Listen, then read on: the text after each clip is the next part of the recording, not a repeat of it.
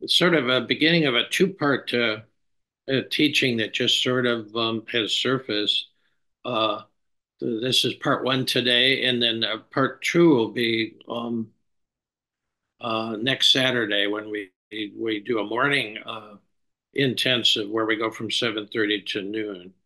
Uh, the title is Essential Spiritual Vocabulary, and this is part one of that. Uh, it's hard to navigate anything without the vocabulary. If you go into another culture to know some words, we're going to Italy and over Christmas and the New Year's, and so we'll all be brushing up on what little Italian we know.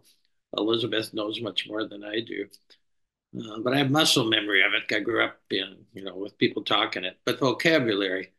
And basically, I'm going to work on like 8 different words today, trying to explain at least the way I understand these words when I use them, what I mean, and pretty much they come from 3 different strands of the spiritual uh, journey: uh, Buddhist, uh, a Christian, and the poetic tradition, which definitely includes the Sufis. The Sufis are the poets of Islam, but also Islam as well by their participation, but the poetic. So, and it doesn't mean that it's the only way to understand these words, because in many types of Buddhism or Christianity, what passes for Christianity, especially in the United States, uh, or in the poetic tradition, there may be other people using them other ways, but I at least want you to know what I mean when I use these 8 words. Okay, so we're gonna work with 2 of them experientially first. So if you can put down pens and stuff and just sit comfortable, I'm going to lead you through like a couple minute experience here. Uh, and if you can just put your hands just comfortably on your thighs, just rest them there with palms open, facing upward. For some of you, we've done this before. I do it periodically when I'm confused about these words, these couple of words. So well, I'll lead you through it. And once you do it, you sort of tend to remember it. So with let's just choose the right hand and let's raise our right arms and extend them out and then turn them 180 so that the palm is facing down. And then close the hand as if you're making a fist. Okay, so that's how we're going to keep that arm for a while. And and we're just noticing some things now. We're just seeing what happens in the body when we hold this position for a little bit, and then tighten the fist a little bit, just a little bit, and just notice how your hand feels in this position. Let your noticing go all the way up the arm, uh, elbow to the uh, shoulder socket, and then even beyond. Let's tighten the fist a little bit more.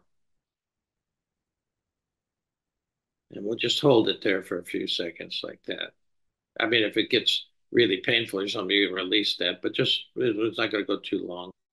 And notice if it stops at, if the feeling it's a bit of an intense feeling, stops at the wrist or how far it goes. People, if you really notice, it may go up into the whole shoulder area and beyond that.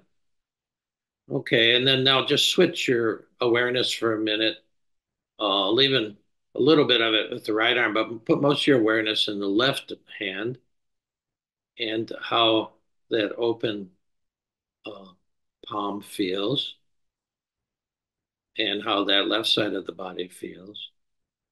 And then do your awareness just sort of 50-50, one in one arm, half in one arm, half in the other. And now um, rotate the arm, right hand back 180 and open. Let the fist open, and you can bring it back down to rest comfortably on your thigh. And now just notice the body now for a minute. Let's just notice how the body feels now, especially the right arm. All right. Now you have an experiential understanding of what I mean when I talk about belief, and what I mean, and many in the traditions meet when they talk about faith. Belief would be your experience in the right arm, the tightness, the tension, perhaps the uh, pain even of that. And notice what happened. Notice how it felt when you let the fist go and you open the palm again. Okay. That technically means belief, at least in my parlance. And then the left hand is what I call faith. Somebody asked me one time, "Well, you are a believer, aren't you?" And I said, "Well, not really." And then they said, "Well, don't you believe in anything?" I said, "Oh, well, as little as possible." I remember when Suzuki, my first Zen master in 72, I read in Zen Mind, Beginner's Mind, he said, it's absolutely critical to believe in nothing. Well, I didn't understand that. I mean, I grew up Catholic. Not only did we believe stuff, but I memorized the Baltimore Catechism. I could still tell you what number 16 is. Can you tell me? I mean, things stick. But so I figured, well, aren't I believing in Zen? Don't I believe in meditation? No, he said it's absolutely critical not to believe in anything. And he's talking about this sense of belief being some mental conceptual notion that you hold on to. And sometimes you hold on to it so hard, so much, and so long that it does damage to you. It's the holding on that is part of belief, um, that could be devastating. And if other people don't believe the way you do, you got a handy fist there to punch them in the nose, or what we call war, conflict. Belief leads to conflict. In this sense, I'm talking about. Now, faith is very interesting. Uh, Faith is openness. It's exactly what the Buddhists show you when they show you the lotus that is open and then the diamond in the middle. Uh, that's their image. The lotus is open, available. See, so that's what I mean by faith. And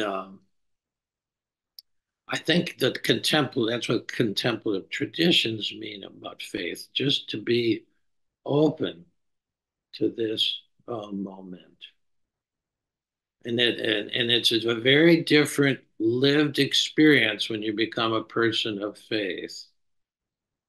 And I want to extend that a little bit. So those are the first two words, faith and belief, at least what I'm talking about. Um, you don't have to, the Buddha said famously, he said, don't believe everything. Don't believe anything I say. Test it out for yourself, you see. And this goes beyond religious doctrine. We have all these kind of negative beliefs about who we are. I was totally shocked when one woman I worked with in Nashville told me what her mother told her who she was. She said, "Honey, you aren't very pretty and you aren't very smart. So you ought to get yourself a man." She was married 5 times, by the way. And then to when she realized, she stopped believing in what her mother said. Uh, so we have these beliefs about ourselves. We have our beliefs of how the world is. I think I want to bring in the screensaver for a minute if I can. Let's see if I can actually do that. Where is it? I have to. Yeah, because a couple of you came in late, and it was I was gifted this image by uh, one of the community. They sent me a really nice card and it had this image and the words by Wayne Dyer. When we change the way we look at things, the things we look at change. Just imagine if you changed the way you looked at yourself. We have to absolutely do that. That Wayne Dyer, that's Dr. Wayne Dyer's, and it's exactly a variation on what we've referenced earlier with how you see is what you see, and so much of how we see is comes from the words, comes from the language you see. So I think that's important to bring out. So that's why like to focus on language. Plus, I'm just a language guy. Uh, I love words, as you sort of got the hint of here. I love words, and so words are important. But you got to realize that words are pointing to something. The Zen guys say words are fingers pointing towards the moon. So you don't get the words aren't it. What I'm talking about here, when I talk about faith, I tried to give you the experience of it because that's it, how it felt just to be open, as opposed to, what that word belief really means. See, so we're trying to get the experience of all these because the words aren't it.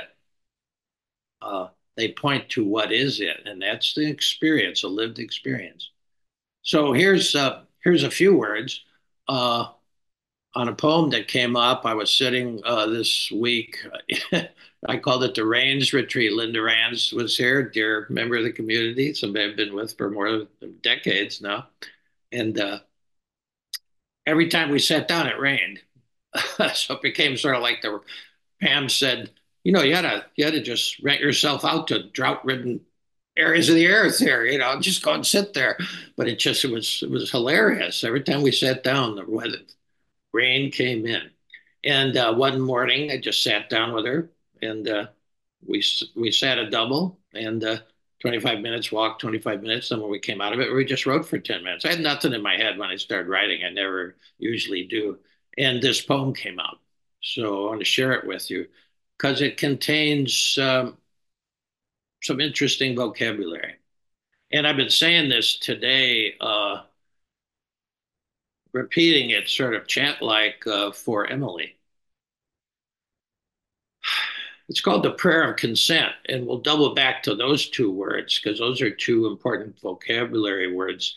But it goes like this: May what needs to be seen be seen. May what needs to be surrendered be surrendered. May what needs to be healed be healed. Prayer of consent. May what needs to be seen be seen. May what needs to be surrendered be surrendered.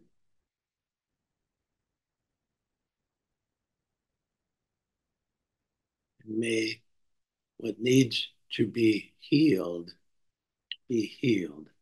Yes, we say yes. We say yes. Yeah. Now, a couple of key vocabulary words there, and then we'll just in the title, the prayer of consent.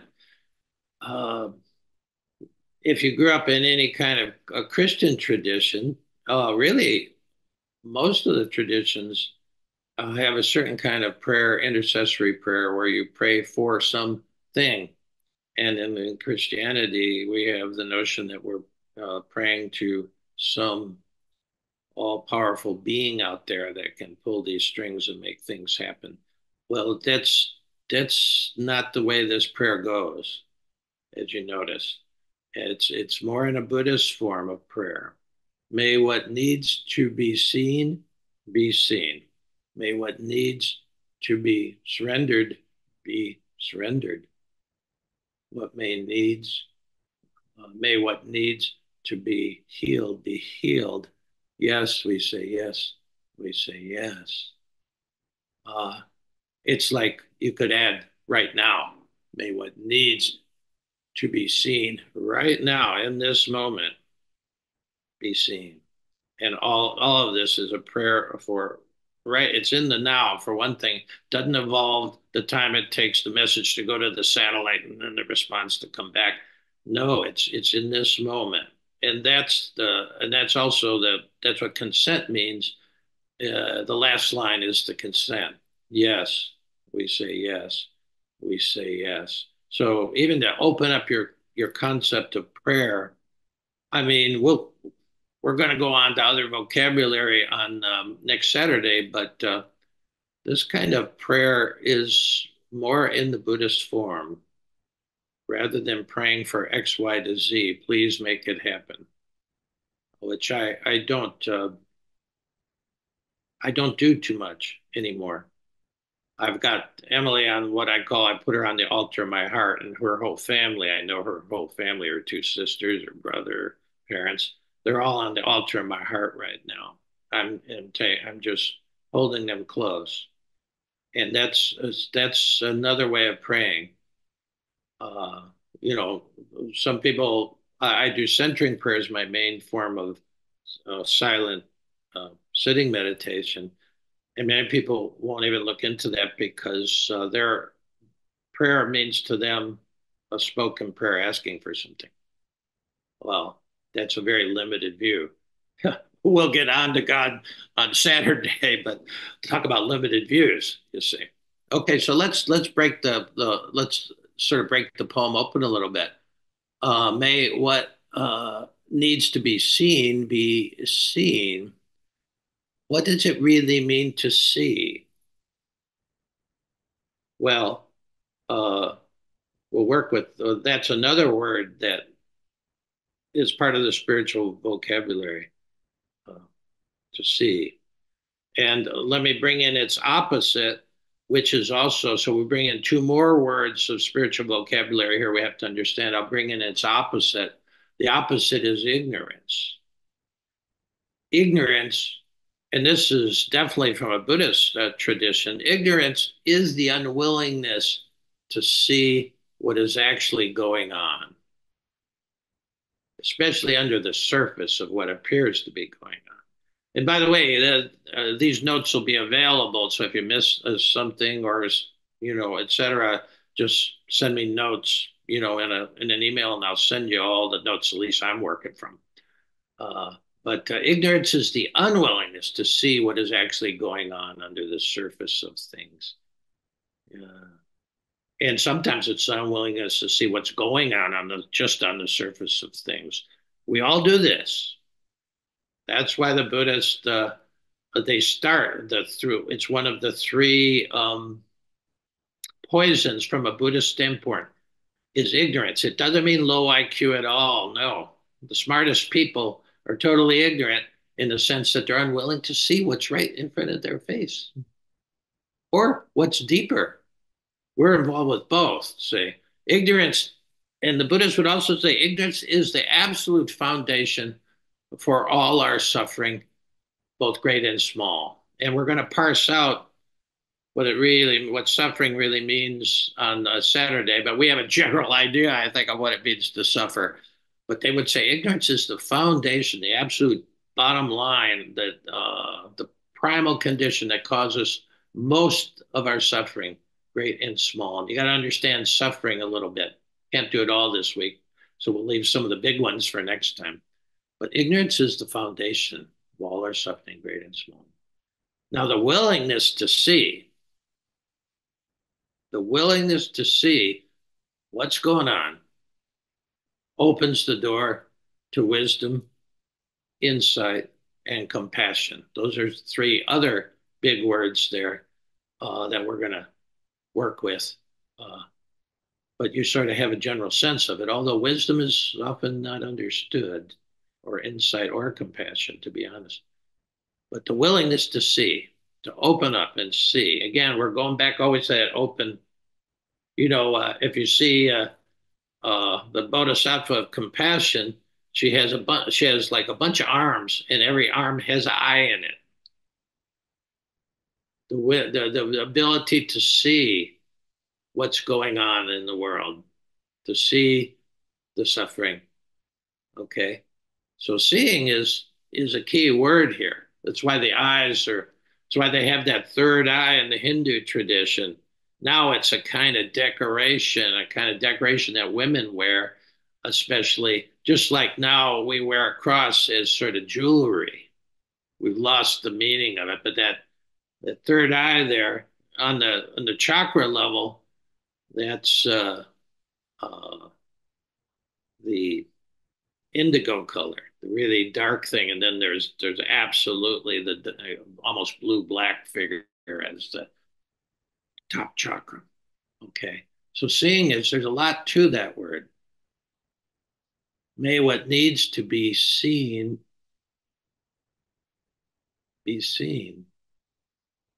Okay, that's a real prayer. Uh, a great question that comes out of that part of it is, what am I unwilling to see in my own life right now? And I wrote around something which I needed to see for 19 years. I know that it's so embarrassing, but it'll show you what I know. I know it because when I finally, just one day, with not my intention to see anything, one day when I did my 10 minutes of writing after sitting, there it was on the page. I saw it. It was in print, which is another reason why people don't like to write, because it forces you to see something you've been ignoring. It was 19 years for me. And then when I saw it, it was not that big of a deal. I was certainly glad to get it out there. Yes. Now, may what needs to be surrendered. Let's just talk about surrender. It's not a real popular word in our culture. No politician says it because it connotes we've lost, we give up, things like raise the white flag. But it doesn't mean that in the spiritual vocabulary. Surrender really means when you drop all of the efforts of the conceptual mind to figure something out. The conceptual mind is where beliefs live. You got to understand that. And so when you drop the efforts of the conceptual mind to figure things out, to find your way through something that's mysterious, and really again, the conceptual mind's the home of belief. And when you drop that mind directly into the heart is where faith lives, because the heart is always open. It can be obscured. The heart doesn't close. We close by covering it. Oh no, I can't. We shield it or whatever. But the heart is that open lotus, you see, and that's faith. So when you drop, you're willing to drop the barrier to going to the heart with a situation. That's called surrender. The mind thinks, the heart is aware, you see. And surrender opens the door to grace, which leads us to the third part of the prayer. May what needs to be healed be healed. Um, and that's initially when I wrote this poem out on the page, surrender came last, but I moved it to the middle because until you surrender, until you drop into the heart, you're not totally open to the grace that's available. Uh, and grace integrates what's going on. Grace is transformational. It's not transactional. It's transformational. We'll talk more about grace. I use a lot. I use that word a lot, and there's a reason. Because it's sort of what heals. It definitely is what heals. As Rumi would say, never think for one moment that you're healing yourself. That this self, the I, me, mine, the little guy there that we're so addicted to, it can't heal what needs to be healed. In a lot of cases, it is the wound itself, you see. Healing. So a little bit about healing, and then we've sort of run our course here. Uh, Healing it means to be made whole. It doesn't mean to fix. It doesn't really mean to improve. Those are all traps that I've spent decades in myself, trying to fix myself, trying to improve myself. Those are all traps of the ego. You know, you believe you're less than, and maybe I can be shine myself up a little bit. No, healing is to become whole. It's that line in the Gospel of Matthew that in the Aramaic translation says, become whole as the universe is whole. Healing, wholeness, it's the same. And you are already whole. It's just parts of us have been shaved off, parts of us have been wounded. And those things go into the hurt locker of the unconscious, you see, because most of those happened when we were too young to do anything about them. But some, you know, some wounds might be uh, uh, you get in your adult life. You know, when people die and your spouse dies, you know, it seems like part of you is gone.